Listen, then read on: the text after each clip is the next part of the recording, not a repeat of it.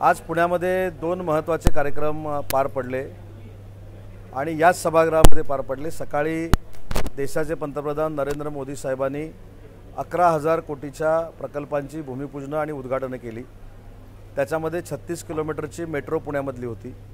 माझ्या विभागाचा बिडकीन नावाचा जो परिसर आहे छत्रपती संभाजीनगरचा, इथे 8,000 एकर आम्ही जागा जी ॲक्वायर केलेली आणि त्याच्यामध्ये 52,000 कोटीचे जे प्रकल्प होत आहेत ते राष्ट्राला अर्पण मोदी साहेबांनी केले।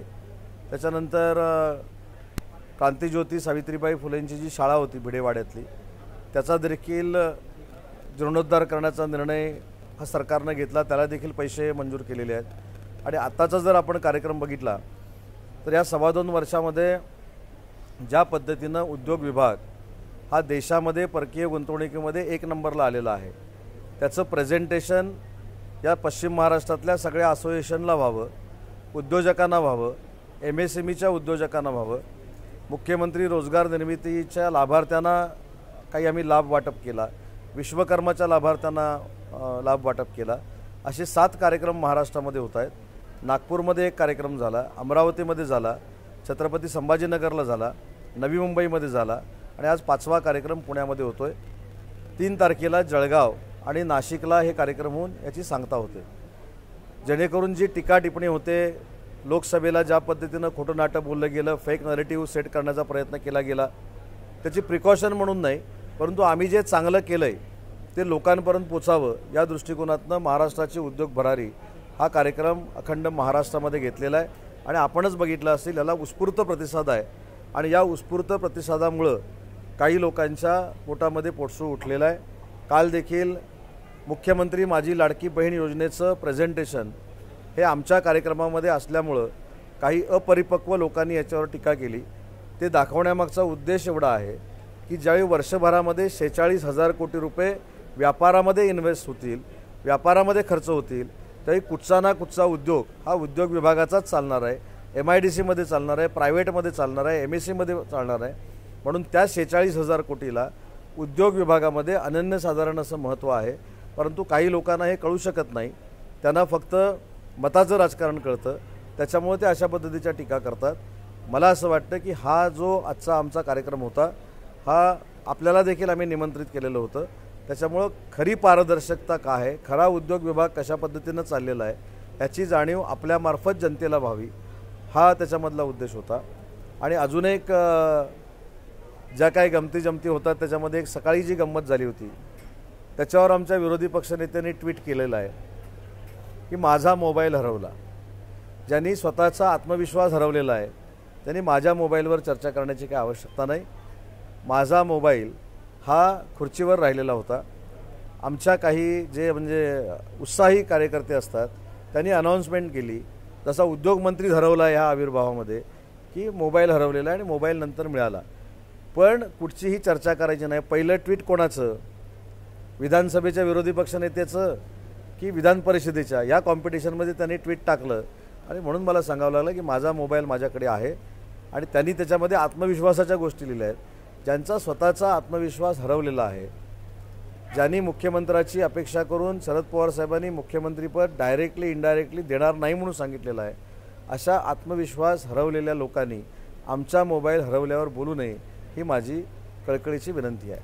आणि तिसरा एक जो मुद्दा, आपले जे नवनिर्वाचित आमदार आहेत, म्हणजे मला देखील असं वाटायचं पहिल्या टर्मला, आता माझी 4थी टर्म असल्यामुळं, की जी काही क्रांती देशामध्ये होते, जी काही क्रांती जगामध्ये होते ती सगळी माझ्यामुळेच होते असं एक वाटत असतं। आणि म्हणून काल एक पत्र लिहिलं, कुठेतरी एक मला माहीत नाही कुठची शाळा किंवा कॉलेजमध्ये काहीतरी प्रकार घडला।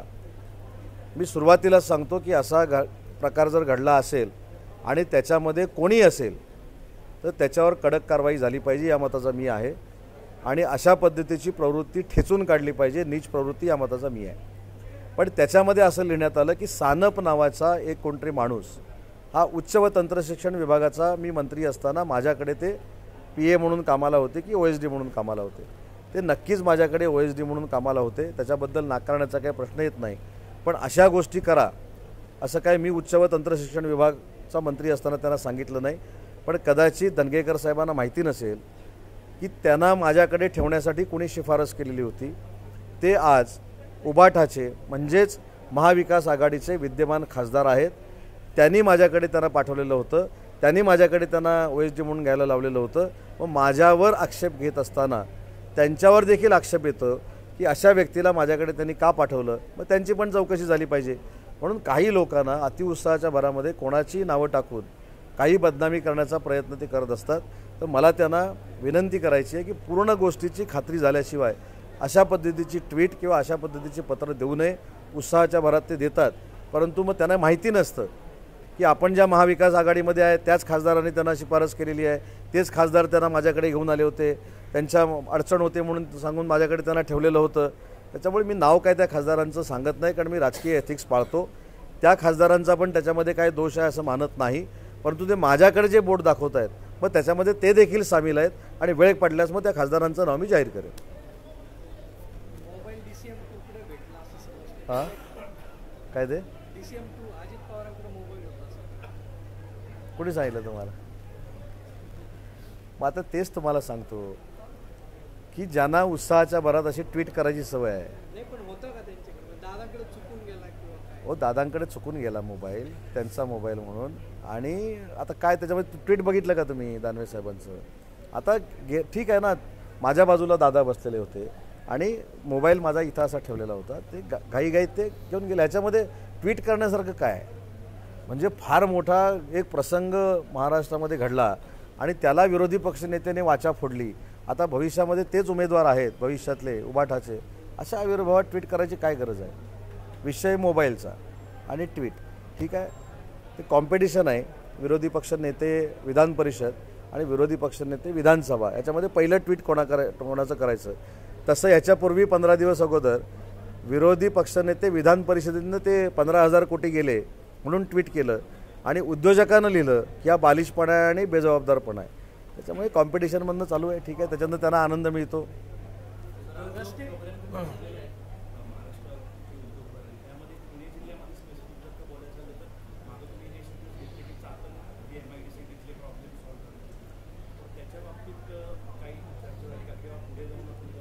चाकणच्या बाबतीमध्ये मी ज्या दिवशी आपल्याला सांगितलं त्याच्यानंतर 7 ते 8 दिवसांनी मी त्यांची बैठक घेतली.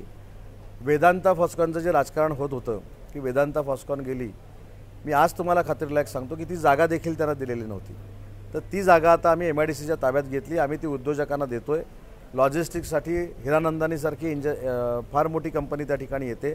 अनेक लॉजिस्टिक पार्क येत आहेत. महिंद्राचं एक्सपान्शन त्या ठिकाणी येतं आहे. त्याच्यामुळे मला असं वाटतं की चाकण असेल, तळेगाव असेल, याच्यामध्ये जे एक्सपान्शनच्या जागा आम्हाला घ्यायच्या होत्या त्या आमच्या ताब्यामध्ये आलेल्या आहेत.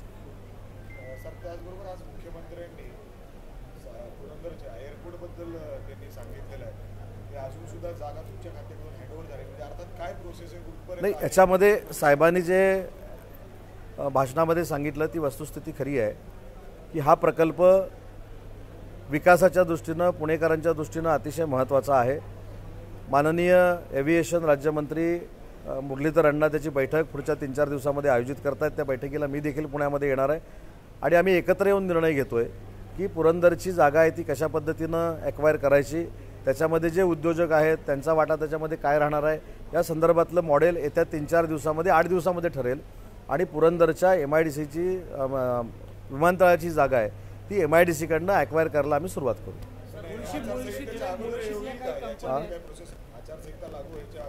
नाही, ह्याला आचारसंहितेचं काही बंधन नाही आहे कारण तो पूर्वीचा प्रोजेक्ट आहे. फक्त ॲक्विएशनसाठी पास थ्रू जी आम्हाला जमीन द्यायची आहे ती इंडस्ट्रियलिस्ट आम्हाला किती पैसे देणार आहे, आम्ही किती इन्व्हेस्ट करायचे, एवढंच फक्त आहे. त्याला काही आचारसंहितेचं बंधन नाही.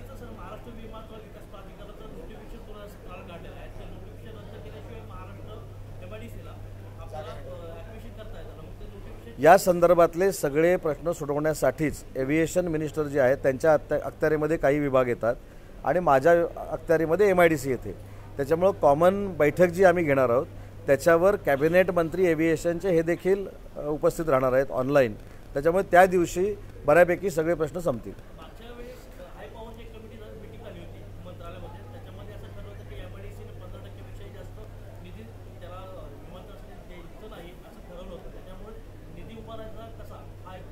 एक्झॅक्टली, मी तेच आता बोललो की ही जागा पास थ्रू द्यायची, म्हणजे ही जागा ॲक्वायर आम्ही करायची आणि इंडस्ट्रियलिस्टला द्यायची, ते पैसे आमच्याकडे जमा करणार, आम्ही ते शेतकऱ्यांना द्यायचे, असं एक मॉडेल आहे. नाहीतर आम्ही पैसे खर्च करायचे आणि मग इंडस्ट्रियलिस्टकडनं घ्यायचे, हे एक मॉडेल आहे. नाहीतर आम्हीच एक्वायर करायची आणि आम्ही डायरेक्ट द्यायची, अशी 3 मॉडेल आमच्याकडे आहे. तर त्याचं व्हायबल कुठचं मॉडेल आहे ह्याच्यासाठीच मुरली अण्णा बैठक घेणार आहेत आणि ती या आठवड्यामध्ये बैठक होईल आचारसंहितेच्या अगोदर आणि त्याच्यातनं ठोस पावले उचलले जातील. काही कंपन्या रस्ते नसल्यामुळे गुजरातला जाण्याच्या तयारी घेतल्या संदर्भात काय बोलणं झालंय, काय काही लोकांना शालेय शिक्षणामध्ये, माध्यमिक शिक्षणामध्ये बाकी देशातली राज्यच माहिती नाहीत. त्यांना असं वाटतं की आपल्या देशामध्ये एकच राज्य आहे आणि ते गुजरात. जे काय जातं ते गुजरातमध्ये जातं. असं कुठेही गुजरातमध्ये काही गेलेलं नाही. इन्फ्रास्ट्रक्चरला तिथं जे काही पैसे पाहिजे होते ते देखील आपण उपलब्ध करून दिलेले आहेत. तुम्हाला माहिती आहे की यावर्षी पश्चिम महाराष्ट्रामध्ये आणि विशेषतः पुण्यामध्ये देखील कसा पाऊस पडला. पावसामध्ये अस्फाल्टिंग आणि कॉन्क्रिटिंग सुरू होऊ शकत नाही. पाऊस गेल्यानंतर तातडीनं ती कामं सुरू केली जातील.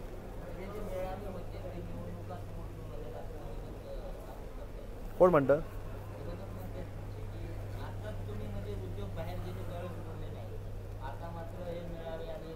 असं कोण म्हणतात? तुम्ही की ते? एक लक्षात घ्या, मी भाषणामध्ये देखील सांगितलं, विधानसभेमध्ये ज्यांची बोलण्याची कुवत नाही त्यांनी आमच्या श्वेतपत्रिकेला विधानसभेमध्ये भाषण करून देखील विरोध केला नाही. ज्या पवित्र ठिकाणी आम्ही देशात पहिल्यांदा व्हाईट पेपर काढला प्रकल्प गेलेल्याच्या बाबतीमध्ये, मग तिथं बोलायला काय तोंड धरलं होतं का त्यांचं कोणी? त्याच्यामुळं पत्रकार परिषद हे काय माध्यम होऊ शकत नाही आमच्यावर टीका करण्याचं. तुम्ही सांगितलं पाहिजे की अंबानीच्या घराखाली ज्या सचिनवाजेनं जिलेटिन ठेवले म्हणजे बॉम्ब ठेवले, त्याला 100 कोटी रुपये वसुलीची जबाबदारी कोणी दिली होती. आणि अशा भयावह वातावरणामुळे घाबरून जे इंडस्ट्रियलिस्ट गेले त्याच्यामध्ये काही इंडस्ट्रियलिस्ट होते. आम्ही दाखवून दिलं की कसलंही घाबरण्याचं कारण नाही, सरकार तुमच्यासोबत आहेत. म्हणूनच परकीय गुंतवणुकीमध्ये आम्ही हा सर्वे केलेला नाही. हा सर्वे RBIचा आहे आणि त्याच्यामध्ये सलग 2 वर्ष आपण कोसो मैल बाकीच्या राज्यांना मागं टाकून परकीय गुंतवणुकीमध्ये पुढे आहोत. जेम्स अँड ज्वेलरी गेली म्हणून सांगितली. मी जबाबदारीनं सांगतो की विश्वातली सगळ्यात मोठी जेम्स अँड ज्वेलरी पार्क हे आपल्या नवी मुंबईला होते, ज्याच्यातनं 1 लाखाचा रोजगार उपलब्ध होणार आहे. पण काही लोकांना डोळे असून सुद्धा दिसत नाहीत, त्याला माझा नाईलाज आहे. प्रदूषण महामंडळाकडून अनेक कंपन्यांना नोटीस दिली जाते. कंपन्यांमुळे प्रदूषण नाही, मी स्पेसिफिक एका कंपनीचं नाव घेऊन सांगतो, म्हणजे सगळ्या असं फिरून आपण नको.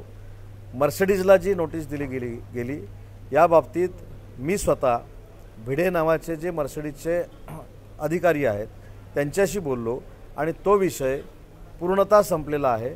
मर्सिडीजसारखी मोठी कंपनी, त्याच्यामध्ये जर काय त्रुटी असतील तर त्यांनी त्या कंप्लाय केल्या पाहिजेत या मताचा मी देखील आहे.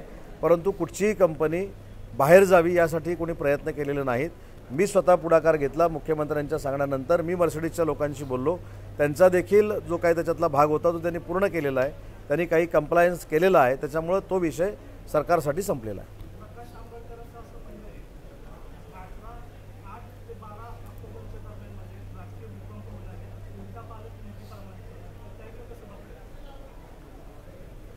आता ते 8 ते 12 मध्ये बघावं लागेल ना, आणि आता काय बघणार? त्यांच्याकडे काय असं गुपित आहे जो गौप्यस्फोट त्यांनी केला? कुठं काय राजकीय भूकंप होणार त्यांनाच माहिती असेल ना. आता मला ते टेन्शन आहे. 8 तारखेपासून 12 तारखेपर्यंत आम्हाला कोणाला झोप लागणार नाही, तर बघत राहावं लागेल काय होईल. सर काय काय काय हे सिनेमा काढून इलेक्शनच्या अगोदर एक वेगळा नॅरेटिव्ह सेट करण्याचा प्रयत्न. बघा, हे कुणी बोलावं? ज्यांचे नेते अमेरिकेमध्ये जाऊन आरक्षण आम्ही रद्द करू आणि इकडे संविधान बचाव म्हणून सांगतात, अशा लोकांनी, अशा पदाधिकाऱ्यांनी आमचा नेरेटिव्ह काय आहे हे आम्हाला सांगून सल्ला देऊ नये. पहिली गोष्ट, आरक्षण रद्द करणं म्हणजे संविधान बदलणं.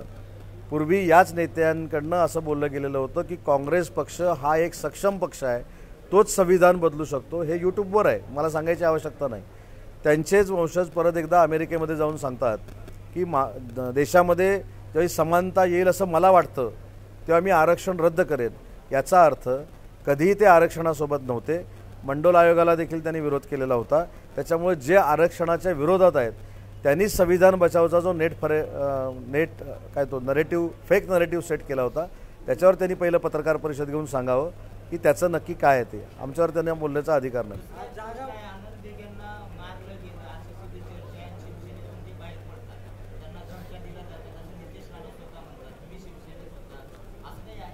धमक्या दिल्या होत्या तुम्हाला काही? साहेब तुम्ही साक्षीदार आहे. मला तर जीवे मारण्याचा प्रयत्न झाला पुण्यात. आता मला हा प्रश्न विचारताना तुम्ही खरं खात्री तुम्ही केलेली आहे.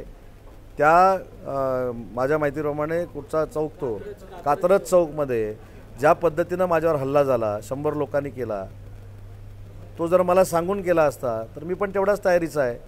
पण असं गाफील ठेवून एखाद्याला मारे म्हणजे ज्या पद्धतीनं तुमच्याकडनंच व्हिडिओ बघितले नंतर आम्ही पण, याचा अर्थ तो अनुभव मी घेतला.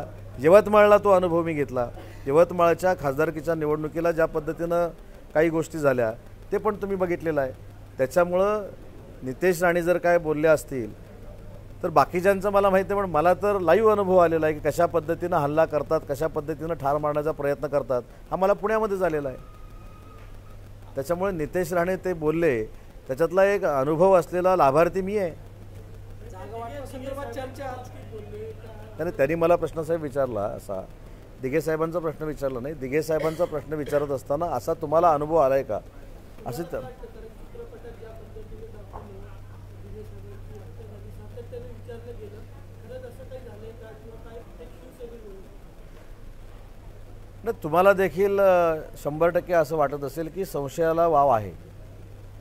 म्हणजे महाराष्ट्रातल्या कुठच्याही व्यक्तीला जर विचारलं की धर्मवीर आनंद दिघे साहेबांच्या मृत्यूबाबत काय आहे, म्हणजे मी काय आनंद दिघे साहेबांबरोबर काम करण्याचं भाग्य काय मला लाभलं नाही, परंतु मी जे काय वाचलं आहे, मी जे काय सहकाऱ्यांकडनं ऐकलं आहे की ज्यावेळी 4:30-5च्या दरम्यान, मला स्पेसिफिक टायमिंग सांगता येणार नाही कारण मला त्यावेळी चांगल्या पद्धतीनं ते अनेक सहकाऱ्यांशी बोललेले होते. दुसऱ्या दिवशी तिसऱ्या दिवशी संघटना कशी बांधायची आहे, वंदनीय बाळासाहेबांचा विचार कसा पुढे घेऊन जायचा आहे, याच्यावर अनेक सहकाऱ्यांबरोबर चर्चा झाली आणि 2 तासामध्ये असं कळवण्यात आलं की ते हृदयविकाराचा झटका त्यांना आला आणि त्यांचा मृत्यू झाला. आता याच्यामध्ये कुठंतरी संशयाला वाव आहे. त्याच्यामुळे मला असं वाटतं की या संदर्भामध्ये जे कोण विरोधक ते निरेटिव्ह सेट करतायत की हे चुकीचं आहे म्हणून, त्यांनी समोर येऊन सांगावं. कारण त्यांच्यातले अनेक लोक असे आहेत या मताशी सहमत आहेत, पण आता कदाचित ते तिथं असल्यामुळे सांगणार नाहीत. चित्रपटात ज्या पद्धतीने दाखवलं का मुख्यमंत्री एकनाथ शिंदे यांनी आजपर्यंत ती गोष्ट सांगितली नाही, ती सांगावी असं वाटतं तुम्हाला? चित्रपटामधनं जे सांगितलेलं आहे ती गोष्ट एकनाथ शिंदे साहेबांनी कधीतरी महाराष्ट्राला सांगितली पाहिजे. ही खरोखरच वस्तुस्थिती आहे. कारण एकनाथ शिंदे साहेबांनी देखील काय स्ट्रगल केला आहे, एकनाथ शिंदे साहेबांचा अपमान कशा पद्धतीनं झालेला आहे, एकनाथ शिंदे साहेबांना कशा पद्धतीनं बोललं गेलं याचा साक्षीदार मी देखील आहे. त्याच्यामुळं ज्यांना हे माहितीच नाही किंवा ज्यांना माहिती असून काही लोक पांघरून घालत आहेत त्यांना त्या पिक्चरवर बोलण्याचा अधिकार नाही. आज जागा वाटपासंदर्भात चर्चा आहे, तुम्ही असणार चर्चेला, किती जागेवरती अपेक्षित आहे शिवसेनेला? आता तुमच्याकडे कुठच्या सूत्रानं ही माहिती आली मला माहीत नाही, पण जागा वाटपासाठी आज बसणार आहेत हे तुमच्याकडनं मला कळलेलं आहे. पण काल बसले होते एवढं निश्चित आहे.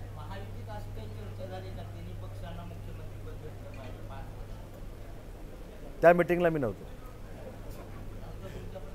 काल तुम्ही म्हणता बैठक झाली तर त्याच्यामध्ये काय नेमकं म्हणजे साहेब काय झालं की त्या मीटिंगमध्ये ही चर्चा झाली नाही. ही जर चर्चा झाली असेल त्या मीटिंगला मी नव्हतो. कालच्या मीटिंगला तुम्ही होता ना? कालच्या बैठकीला कालच्या बैठकीमध्ये अतिशय समन्वयानं काही निर्णय झाले. मी अनेक दिवस सांगतोय आमच्या पक्षाच्या वतीनं की कुठच्याही परिस्थितीमध्ये तिन्ही पक्षाला मान सन्मान राहील अशा पद्धतीचंच तिकीट वाटप होईल. आणि हे देखील मी अनेक वेळा तुम्हाला सांगितलेलं आहे की आमच्या तिकीट वाटपानंतर तुम्हाला कुठचीही महाराष्ट्रामध्ये ब्रेकिंग न्यूज मिळणार नाही. एवढ्या चांगल्या पद्धतीचं आणि एवढ्या समन्वयाचं आमचं तिकीट वाटप सुरू आहे. त्यातला एक भाग काल पार पडला. शिंदे गटाला किती अपेक्षा आहे, किती जागांची अपेक्षा आहे, अपेक्षा किती जागांची? आता काहीतरी सिक्रेट राहू दे ना. नाही अंदाज 200-500 किती? सिनेटची निवडणूक झाली तर शिवसेनेने जल्लोष केला, मग कमी नाही, आता त्या जल्लोषानंतर परत जल्लोष करायला वावच मिळणार नाही ना. त्याच्यामुळे विद्यार्थ्यांच्या निवडणुकीची जी जल्लोषाची संधी आलेली आहे तीच त्यांनी विधानसभेची मानली. आणि सिनेटमध्ये स्वतः डबल टिबल नावं लावून सिनेटचा विजय झाला म्हणजे विधानसभा जिंकली. हे काल जे काय बोलत होते तो म्हणजे सगळ्याच जगातला कालचा मोठा विनोद होता. म्हणजे सिनेट जिंकली म्हणजे आता आम्ही जग जिंकलं अशा आविर्भावात ते होते. पण तसं काही राजकारण नसतं. अनेकांना अजून राजकारणात येऊन निवडणुका लढवायच्या आहेत जे काही बोलत होते त्यांना.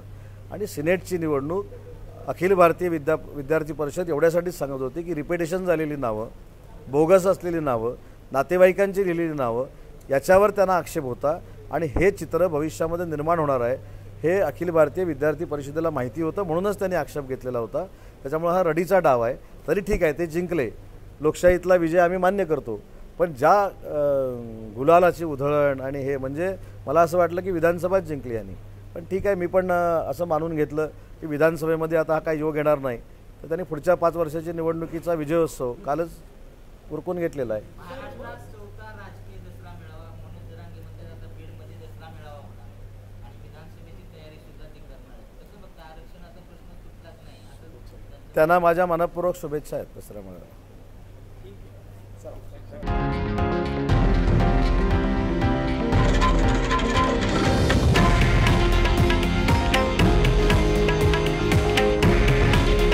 हे आहे देशातील नंबर 1 न्यूज नेटवर्क आणि आपण पाहत आहात TV9 मराठी. काळजी तुमची, हित महाराष्ट्राचं.